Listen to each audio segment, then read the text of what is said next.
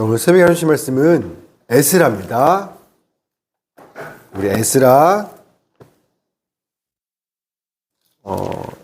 1장 1절부터 우리 2장 70절까지 에스라 1장 1절부터 2장 70절까지 1장 2장입니다. 에스라 1장 2장 구약성경 711페이지 구약성경 711페이지 에스라 1장 2장입니다. 오늘 말씀 제목은요, 에스라 느헤미야서 개관입니다. 그러니까 에스라 느헤미야서가 무슨 책인지 전체 개관을 살펴보고자 한다는 겁니다. 제가 오래전에 신학을 공부하는 건 참 쓸데없어 라고 생각했던 적이 있습니다. 아니, 성경 하나면 충분하지, 신앙생활 하는데 신학을 굳이 뭐하러 공부해야 돼?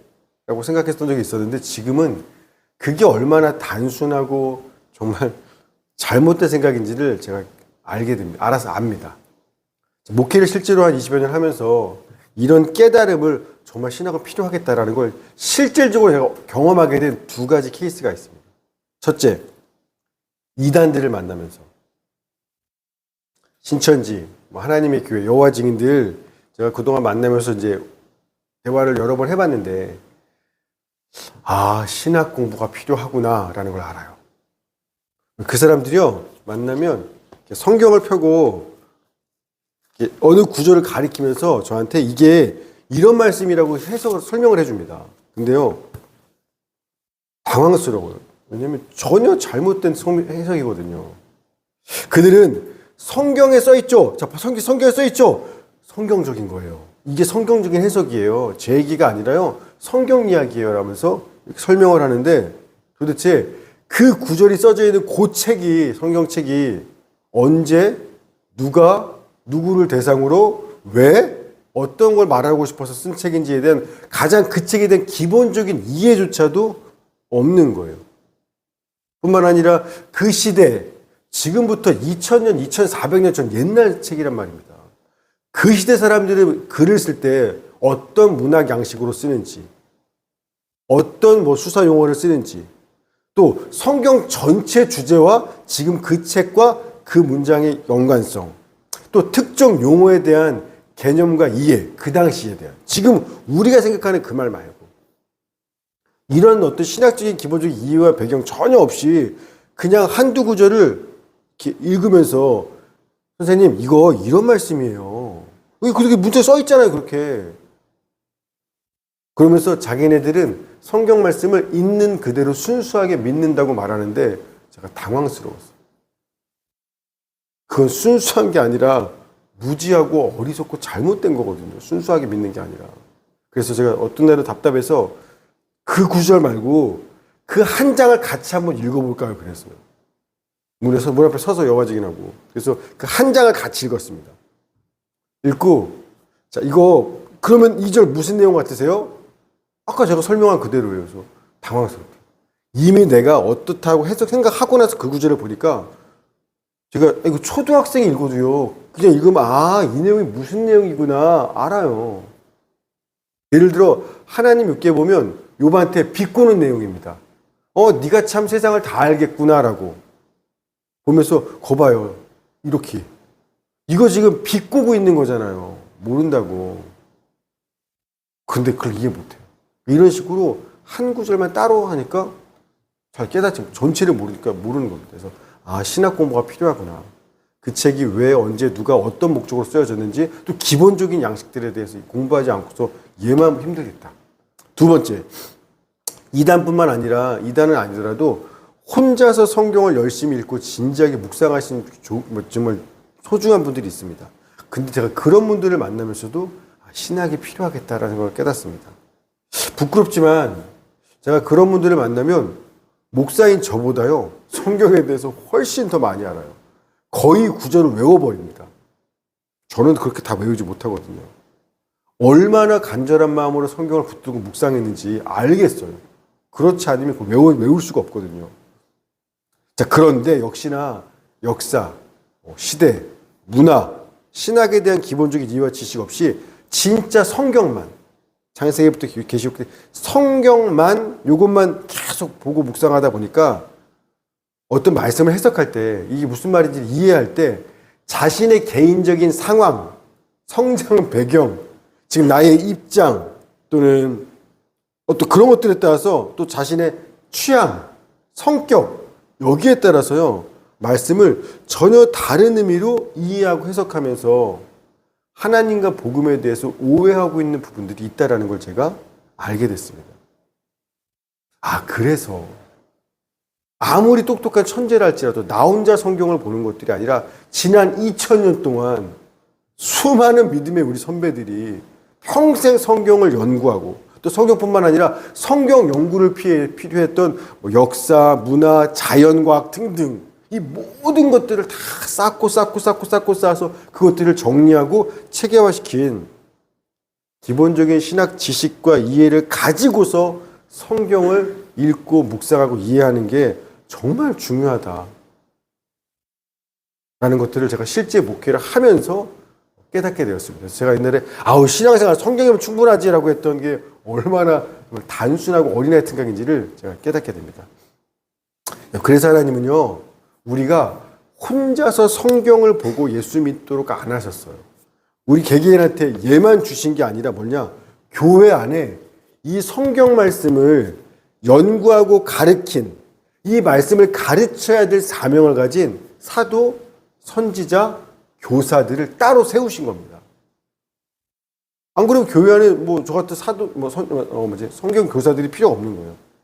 그리고 너희가 예수를 믿을 때 이 선생을 통해서 말씀을 가르침을 받는 게 얼마나 중요한지, 선생의 말씀을 가르치는 게 얼마나 중요한지, 또 한 사람이 그리스도의 완전한 자로 세워질 때에는 성경만 있으면 되는 게 아니라 이 말씀을 가르치는 사람이 얼마나 중요한지에 대해서 여러 군데서 말씀합니다.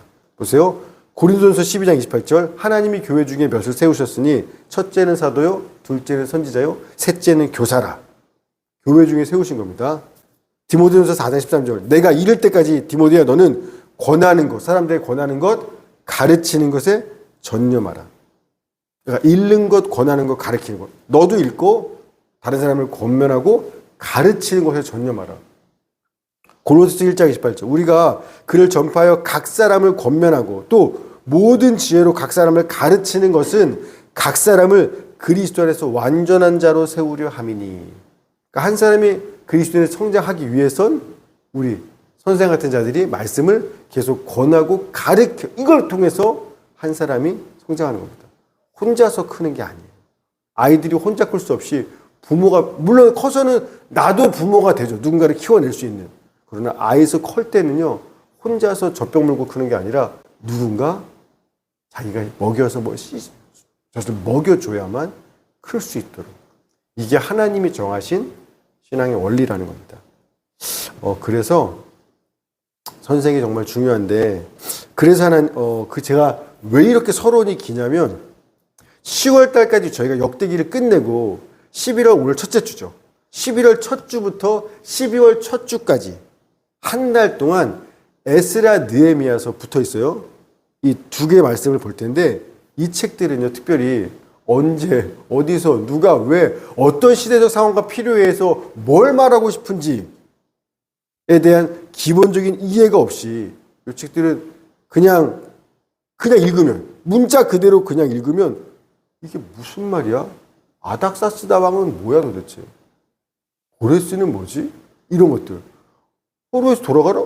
포로가 어딘데? 이걸 이해할 수 없는 거예요. 읽어도 무슨 말인지 이해 못하겠고 또 혹시 이해한다 하더라도 저자가 본래 이 글을 쓰면서 말하고자 했던 의도와 전혀 다르게 내 스타일대로, 내 방식대로 사람은 똑같은 게 보고 해석이 다 틀려. 내 방식대로 말씀을 잘못 이해할 수 있기 때문입니다.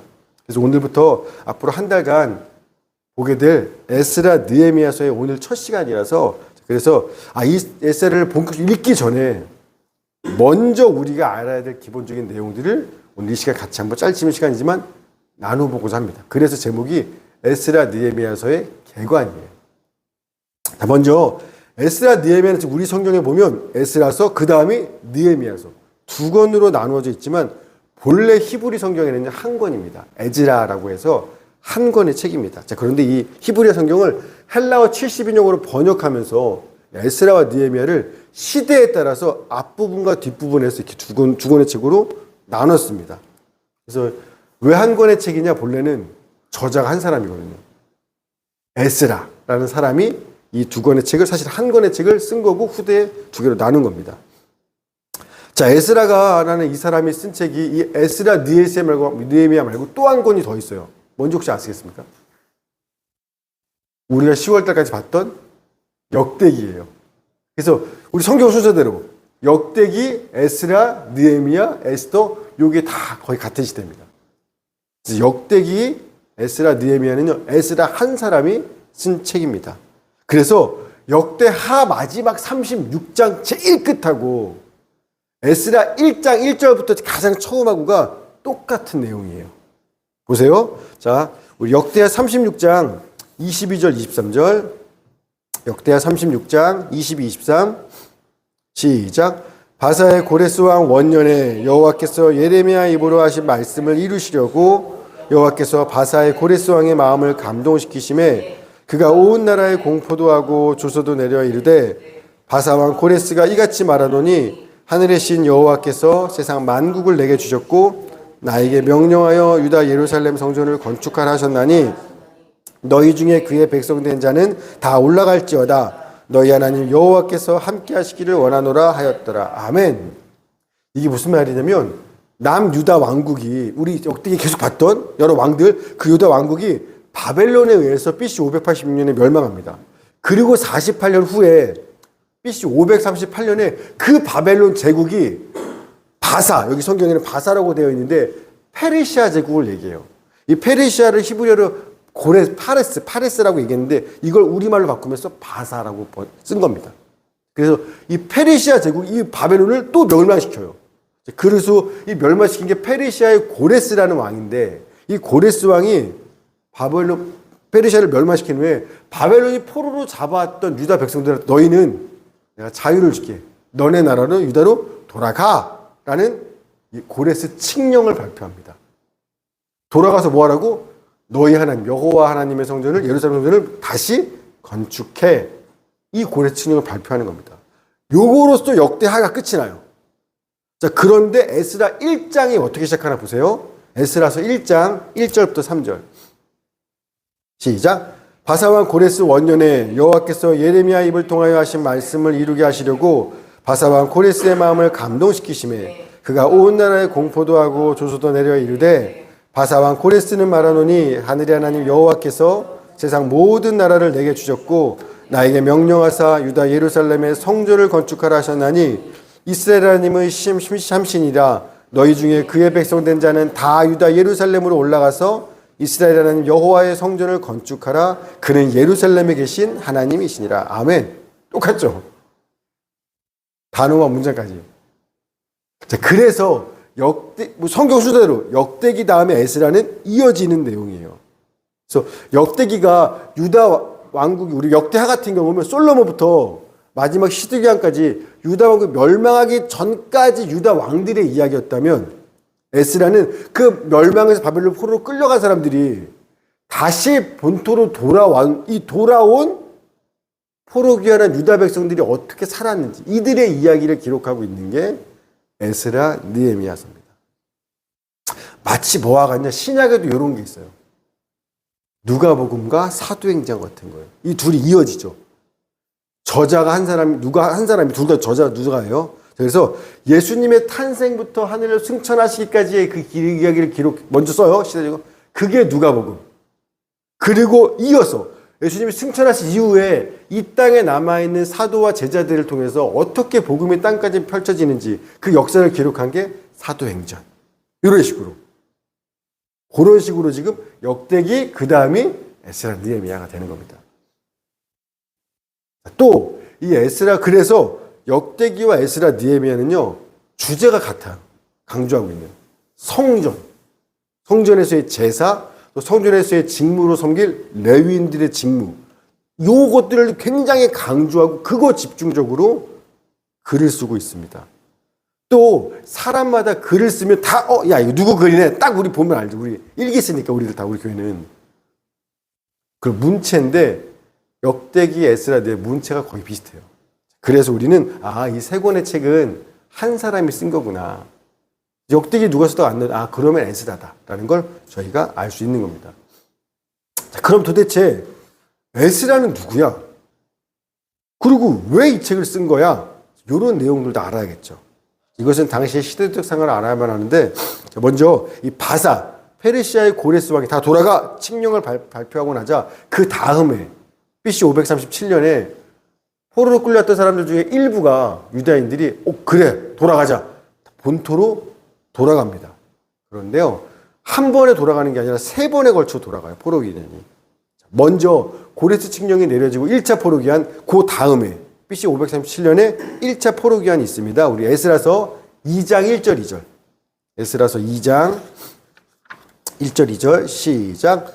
옛적에 바벨론 왕 느부갓네살에게 사로잡혀 바벨론으로 갔던 자들의 자손들 중에서 노임을 받고 예루살렘과 유다도로 돌아와 각기 각자의 성읍으로 돌아간 자, 곧 수룹바벨과 예수아와 느헤미야와 스라야와 느엘라야와 모르드게와 빌산과 미스발바 비구웨와 유홈과 비아나 등과 함께 나온 이스라엘 백성의 명수가 이러하니. 자, 64절 65절 뒤에 64, 65 시작. 온 회중의 합계가 42,360명이요 그 외에 남종과 여종이 7,337명이니요 노래하는 남녀가 200명이요 아멘.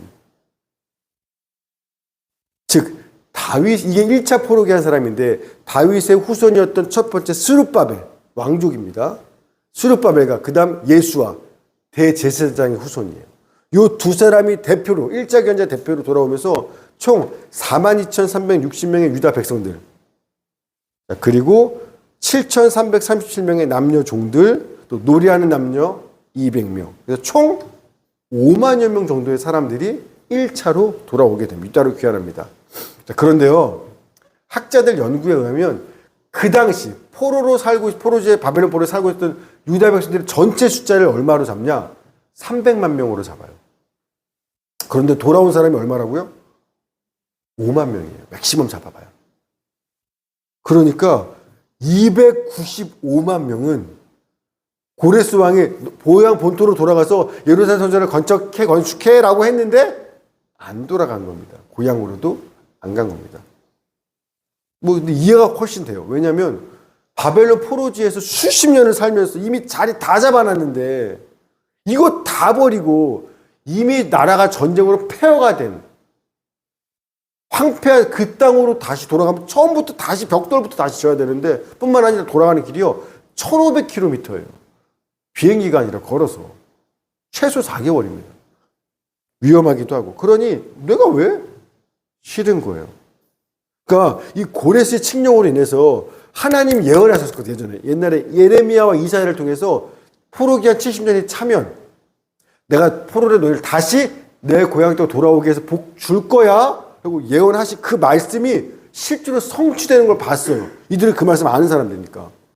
와, 진짜 하나님 역사를 중요한 이걸 봤음에도 불구하고요, 그들은요 하나님이 기업으로 주신 약속의 땅이 아니라 내가 지금 살기 편하고 좋은 바벨론 땅에 포로지에 그냥 그대로 남아 있어요.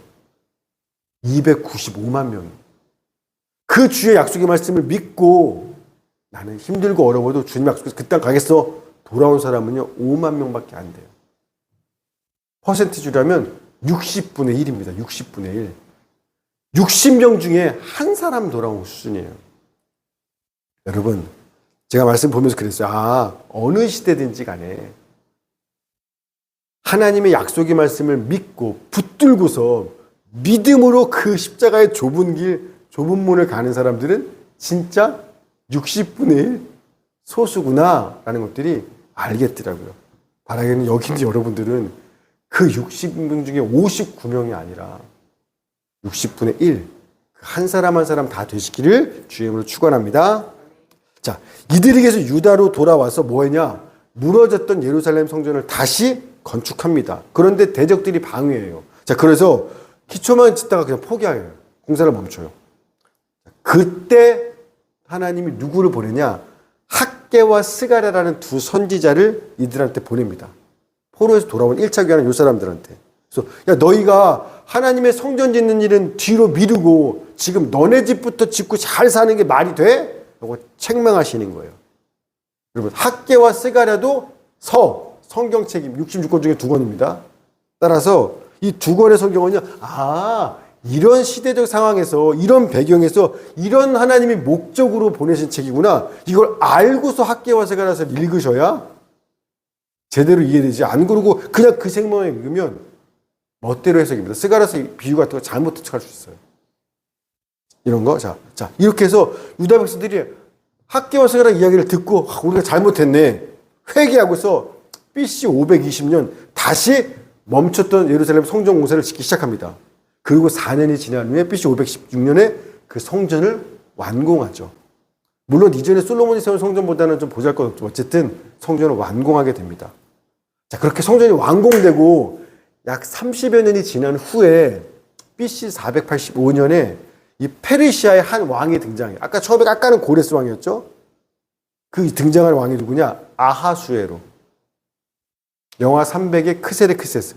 그러니까 그가 페르시아의 왕이 되는데 이 아하수에로 왕의 왕비가 바로 우리가 아는 에스더죠. 즉 성경 에스더서, 에스더서도 에스더서가 여기에 붙어 있는 거구나. 이 에스더서 이 사건은요, 페르시아 때의 일이구나. 또 유다 백성들이 이미 1차 포로로 귀환했고 성전까지 완공된 이후에 30년이 지난 후에 있었던 일이 에스더서 이야기구나. 그럼 모르드게와 에스더는 바벨론 1차 포로 귀환 때, 에스더는 안 태어났을지 모르고 모르드게 나이가 많다고 하면 이 사람은 귀환할 때 그 5만 명의 귀환하지 않은 바벨론에 남아있던 사람이구나. 이런 걸 알 수 있죠. 이건 에스더서를 읽어서 몰라요. 신학을 배우고 역사를 이걸 전체 알아야만, 이걸 안 상태로 이런 시대적 배경, 상황, 이걸 알고 나서 에스더서를 읽어야 바른 이해, 또 더 깊은 묵상이 가능하지. 그렇지 않으면 위험합니다. 이런 식으로. 자, 이후 BC 458년, 즉 에스더서 이후 20여 년이 지나서 그 다음에 1차 포로 귀환 이후로 80년이 지난 후, 그때 2차 포로 귀환이 있습니다. 그러니까 지금 에스더서 이후에 한 20년 지난 후에요. 1차 포로 귀환 이후는 80년 지난 후에 2차 포로 귀환이 있는데, 에스더의 남편이 아하수에로 왕이 BC 465년에 죽고 그의 아들 아닥사스다라는 사람이 왕이 등극하는데, 이때 그 아닥사스다 왕 곁에 있던 중에 한 사람이 에스라입니다. 이 세 권의 책을 기록한. 보십시다. 에스라서 7장 1절. 에스라 7장 1절. 7장 1절 시작. 이후에 바사왕 아닥사스다가 왕위에 있을 때에 에스라라는 자가 있느니라. 그는 스라야의 아들이요 아사라의 손자요 힐기야의 증손이요 쭉쭉쭉쭉쭉. 즉 여러분, 에스라는요 페르시아에서 태어난 사람이에요. 처음부터 태생이. 이미 바벨론이 멸망한 지 수십 년이 지난 후니까. 자, 페르시아에 태어난 사람으로서 대제사장 아론의 16대 손입니다. 그리고 당연히 제사장이에요. 제사장으로서 이 사람 특별히 어떤 사람이냐? 하나님의 율법에 정통한 학자입니다. 7장 6절에 나와요. 7장 6절. 시작.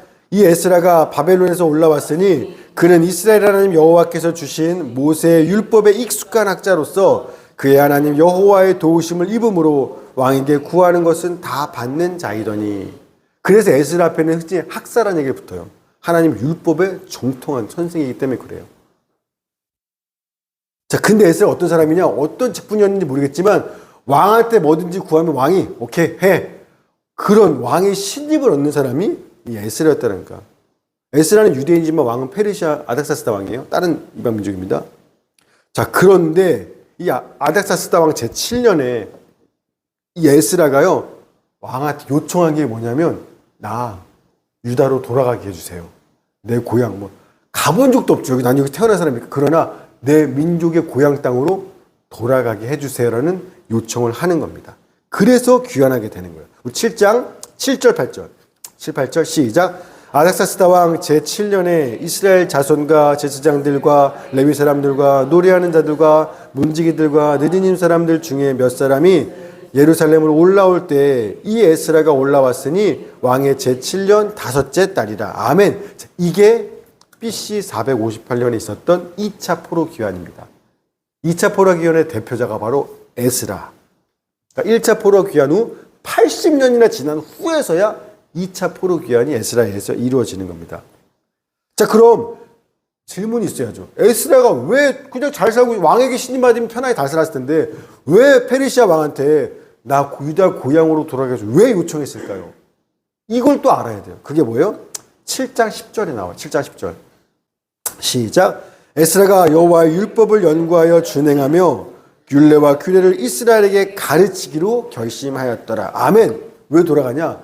그 포로로 돌아간 그 유다 백성들 1차로 그들에게 하나님의 율례와 규례, 율법을 가르치기 위해서 내가 가야겠다 라고 마음을 먹은 겁니다.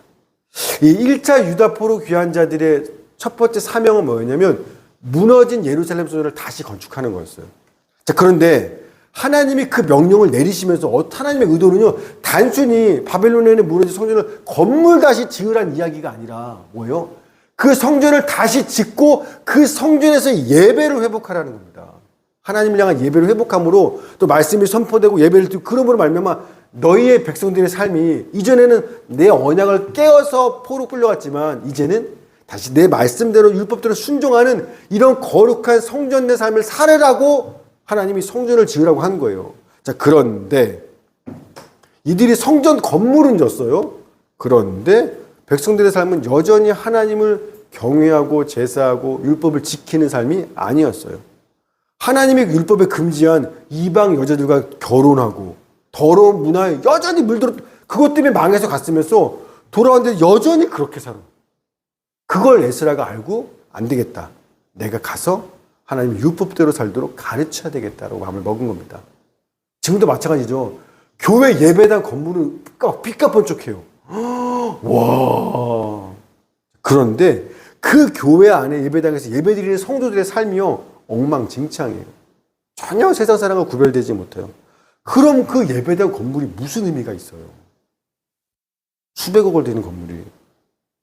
자, 그래서 하나님의 율법에 정통한 학사 에스라는요, 그 백성들이 그 하나님 성전에서 온전히 하나님을 예배하고 그들의 삶이 진짜 하나님이 거하시는 성전된 보이지 않는 성전을 건축하기 위해서 아닥사스다 왕, 나 내 민족에게 돌아가고 싶어요. 오케이. 이렇게 해서 2차 포로 귀환을 한 겁니다. 자, 이러한 내용, 그래서 에스라가 왜 돌아왔는지, 돌아와서 뭘 했는지 이 내용을 담고 있는 게 에스라서예요. 아시겠죠? 그리고 에스라 2차 귀환 있고 난 이후에 13년 후에 BC 444년 그때 페르시아 왕의 술관원이었던 사람이 느헤미야라는 사람입니다. 근데 이 느헤미야는 그 포로 유다의 어떤 소식을 들었냐면 예루살렘 성전은 졌어요. 근데 예루살렘 성벽은 아직 못 졌어. 그러니까 성벽이 없으니까 주변 사람들이 이방 민족이 수시로 침략해서 그 예루살렘 사람들 고통받아요. 포로로 귀환했을 때 고통받는 거야. 맨날 뺏기는 거야. 농사지면 다 뺏기고 핍박받고. 그 소식을 듣고 페르시아 왕의 술관원도 느헤미야가 너무 가슴이 아파서 통곡하며 속상한 기도합니다. 그리고 느헤미야가 어떻게 해요? 왕이시여, 나는 페르시아사의 출생 여기 태어났지만 나도 내 민족의 나라로 돌아가고 싶어요. 그래서 페르시아가 유다 총독으로 정식 임명을 받고서 제3차 바벨론 포로 귀환을 하는 겁니다. 2차 포로 귀환은 13년 후에 돌아와서 이 사람은 뭐 하려고 돌아와요? 예루살렘 성벽을 지으려고 돌아오는 거예요. 1차 포로 귀환은 성전을 지은 거고 에스라 2차 포로 귀환은 그 유다 백성들의 보이지 않는 하나님의 성전을 지은 거고 율법을 가리키는 거. 3차 포로 귀환은 그 예루살렘 성벽을 건축하려고 느헤미야가 오는 겁니다. 그래서 돌아와서 예루살렘 성벽을 52일 만에 완공합니다. 다 이제 성벽도 있고 성전도 있고 다 있죠. 그러고 나서 이 에스라와 느헤미야가 함께 힘을 합쳐서 본격적으로 유다 백성들의 신앙 회복 운동을 일으킵니다. 요 내용을 담고 있는 게 느헤미야서예요. 이제 그림이 좀 그려지시죠? 역대기에서부터 느헤미야까지. 에스라, 느헤미야, 심지어 그 안에 학개, 스가랴, 에스더까지. 벌써 6권의 성경이죠. 누가 언제 어떤 상황에서 누구를 대상으로 왜 이거를 기록했는지 큰 그림을 이렇게 먼저 그려야 됩니다. 이런 것들 안 후에 각 권들을 읽어야 내 마음대로 은혜 받은 대로 해석하는 오류에 빠지지 않고 이 말씀이 이런 뜻이구나. 바른 이해와 이런 더 깊은 묵상이 가능합니다. 오늘은 에스라 첫 시간으로 그래서 제가 같이 전체 말씀의 큰 그림을 그리는 개관을 알아보는 그런 시간을 가졌고요. 돌아오는 주일부터 없구나 제가 밀리겠네. 큰일 났네. 자, 돌아오는 주일부터가 아니 돌아오는 주일에 제가 방갈레 성교가니까 원래는 돌아오는 주일부터 이제 에스라 느헤미야서를 본격적으로 이제 공부해야 되는데 자, 돌아오는 주일도 안 되고 그럼 그 다음 주 수요일도 안 되죠. 수요일 새벽에도 안 되네요. 제가 수요일 날 오후에 오니까 그러네요. 자, 어쨌든 그러면 되는 때부터 다음 주 주일부터 그래서 저희 이제 큰 그림을 그렸으니까 이걸 알고 그 안에 들어가서 에스라와 느헤미야를 통해서 하나님 우리한테 하시는 그 말씀 또 하나님의 마음을 풍성히 좀 11월 한 달간은 이 에스라 느헤미야를 통해서 하나님을 만나보는 그런 시간을 갖도록 하겠습니다.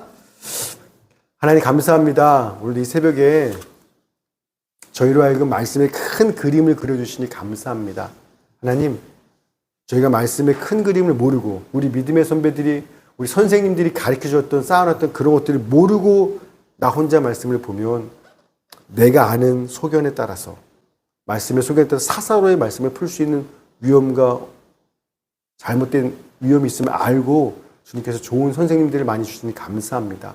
오늘도 에스라 느헤미야서 말씀을 본격적으로 보기 전에 전체 큰 밑그림을 그렸는데 이 기본적인 이해와 지식을 바탕으로 11월 한 달 동안 12월까지 정말 주님 말씀을 깊이 묵상하고 에스라와 느헤미야 바벨론 포로민들에게 갔을 때 그 하나님 말씀과 마음이 오늘 우리한테는 어떤 의미가 있는지를 그 땅에 붙인 보물을 찾아보는 그런 시간들을 은혜롭게 보낼 수 있도록 성령께서 역사하여 주시옵소서.